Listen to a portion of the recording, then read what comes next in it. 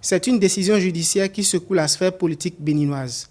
Après 6 jours de procès devant la Cour de répression des infractions économiques et du terrorisme CRIET, 3 personnalités influentes, notamment Olivier Bokor, Oswald Omeki et Roch Nyeri, ont été condamnés à 20 ans de prison pour leur implication présumée dans une tentative de coup d'État survenue en septembre 2024. Outre la peine d'emprisonnement, ils devront payer une amende individuelle de 4,5 milliards de francs CFA et verser solidairement 60 milliards de francs CFA à l'État. Une condamnation qui suscite des interrogations et des réactions partagées dans l'opinion publique. Moi, je trouve que le régime a pris un coup parce que Omeki est un régimiste, mais je pense quand même que selon la déclaration de M. Bokor Olivier, qui disait que faire coup d'État à Patrice Talon, c'est faire coup d'État à moi-même. Je suis innocent, c'est ce qu'il a dit.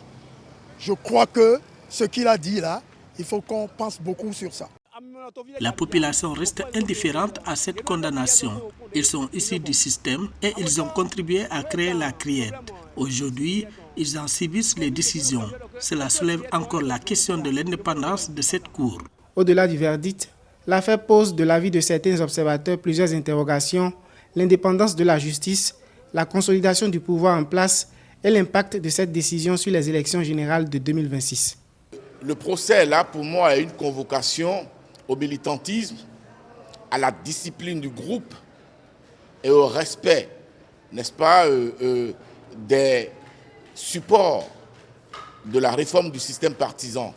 Car en réalité, désormais, nous avons décidé qu'au lieu que d'avoir de petits groupes de personnes réunies, constituées en partis politiques, pour aller à l'assaut du pouvoir d'État, nous devons aller vers de grands ensembles.